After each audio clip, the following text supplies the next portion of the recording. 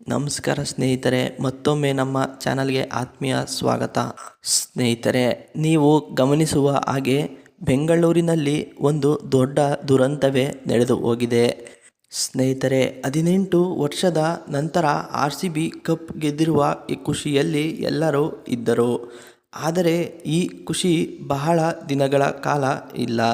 ಯಾಕೆಂದರೆ ನಿನ್ನೆ ನಡೆದಿರುವ RCB ಪೆರೇಡ್ನಲ್ಲಿ 11 ಮಂದಿ ಸಾವನ್ನಪ್ಪಿದ್ದಾರೆ. ಸ್ನೇಹಿತರೆ, ಈ 11 ವ್ಯಕ್ತಿ ಯಾರು, ಇವರು ಎಲ್ಲಿಂದ ಬಂದವರು ಮತ್ತು ಯಾವ ಕೆಲಸದಲ್ಲಿ ಇದ್ದಾರೆ ಎಂದು ಈ ವಿಡಿಯೋದಲ್ಲಿ ಸಂಪೂರ್ಣ ಮಾಹಿತಿ ಕೊಡುತ್ತೇವೆ. ಯಾರೆಲ್ಲ ಚಾನಲ್ನ ಹೊಸದಾಗಿ ನೋಡ್ತಿದ್ದೀರೋ ದಯವಿಟ್ಟು ಸಬ್ಸ್ಕ್ರೈಬ್ ಮಾಡಿ. ಸ್ನೇಹಿತರೆ, ಮೊದಲನೇದಾಗಿ ಪೂರ್ಣಚಂದ್ರ, ಇವರಿಗೆ 28 ವರ್ಷ. ಇವರು ಇಂಜಿನಿಯರ್ ಮತ್ತು ರೈತನಾಗಿ ಕೆಲಸ ಮಾಡುತ್ತಿದ್ದಾರೆ. ಎರಡನೆಯವರು ದಿವ್ಯಾಂಶಿ, 14 ವರ್ಷದ. ಇವರು 9ನೇ ತರಗತಿಯಲ್ಲಿ ವ್ಯಾಸಂಗ ಮಾಡುತ್ತಿದ್ದಾರೆ. ಮೂರನೆಯದಾಗಿ ಭೂಮಿಕ್, ಇವರಿಗೆ 20 ವರ್ಷ ವಯಸ್ಸಾಗಿದ್ದು ಇವರು ವಿದ್ಯಾರ್ಥಿ ಆಗಿ ವ್ಯಾಸಂಗ ಮಾಡುತ್ತಿದ್ದಾರೆ. ನಾಲ್ಕನೇ ಅವರು ಅಕ್ಷತಾ ಅಂತ, 27 ವರ್ಷ. ಇವರು CA ಅಥವಾ ಚಾರ್ಟೆಡ್ ಅಕೌಂಟೆಂಟ್ ಆಗಿ ಒಂದು ಖಾಸಗಿ ಕಂಪನಿಯಲ್ಲಿ ವರ್ಕ್ ಮಾಡುತ್ತಿದ್ದಾರೆ. ಐದನೆಯದಾಗಿ ಪ್ರಜ್ವಲ್ ಎಂಬ ಹುಡುಗ, 22 ವಯಸ್ಸಿನವರು. ಇವರು ಇಂಟರ್ವ್ಯೂಗೆ ಎಂದು ಬಂದಿರುತ್ತಾರೆ. ಆದರೆ RCB ಪೆರೇಡ್ ನೋಡಲು ಹೋಗಿ ಇವಾಗ ಶವವಾಗಿ ಹೊರಬಂದಿದ್ದಾರೆ.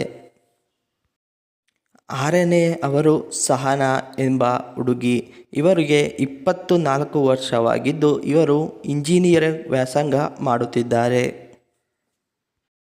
ಏಳನೇ ವ್ಯಕ್ತಿ ಶಿವಲಿಂಗ ಎಂಬ ಯುವಕ, 16 ವರ್ಷದ ಯುವಕ. SSLC ಮುಗಿಸಿ ಫಸ್ಟ್ PUCಗೆ ಜಾಯಿನ್ ಆಗಿದ್ದಾನೆ. ಎಂಟನೇ ವ್ಯಕ್ತಿಯಾಗಿ ಚಿನ್ಮಯಿ ಶೆಟ್ಟಿ ಎಂಬ ಯುವತಿ, 19 ವರ್ಷ ವಯಸ್ಸಾಗಿ ಇವರು ವಿದ್ಯಾರ್ಥಿನಿಯಾಗಿ ಇದ್ದಾರೆ. ಒಂಬತ್ತನೆಯ ವ್ಯಕ್ತಿಯಾಗಿ ಮನೋಜ್ ಎಂಬ ಯುವಕ, 19 ವರ್ಷ ವಯಸ್ಸಾಗಿದ್ದು ಇವರು ವಿದ್ಯಾರ್ಥಿಯಾಗಿ ಇದ್ದಾರೆ. 10ನೇ ವ್ಯಕ್ತಿಯಾಗಿ ಶ್ರವಣ್ ಎಂಬ 20 ವರ್ಷದ ಹುಡುಗ, ವಿದ್ಯಾರ್ಥಿ ಆಗಿ ಇದ್ದಾರೆ. 11ನೇ ವ್ಯಕ್ತಿ ಕಾಮಾಕ್ಷಿ ದೇವಿ ಎಂಬ ಇವರು, 25 ವರ್ಷ ಆಗಿ ಇವರು ಖಾಸಗಿ ಕಂಪನಿಯಲ್ಲಿ ಟೆಕ್ಕಿಯಾಗಿ ವರ್ಕ್ ಮಾಡುತ್ತಿದ್ದಾರೆ. ಸ್ನೇಹಿತರೆ, ಇದಿಷ್ಟು ಇವರ ವಿವರಗಳು. ಏನೇ ಹೇಳಿ ಬಾಳಿ ಬದುಕಬೇಕಾಗಿದ್ದ ಯುವಕ ಯುವತಿಯರಿಗೆ ಈ ರೀತಿ ಆಗಬಾರದಿತ್ತು. ಸರ್ಕಾರದ ನಿರ್ಲಕ್ಷ್ಯದಿಂದ ಈ ರೀತಿ ಆಗೋಗಿದೆ. ಮುಂದಿನ ವಿಡಿಯೋದಲ್ಲಿ ಸಿಗೋಣ. ಧನ್ಯವಾದಗಳು.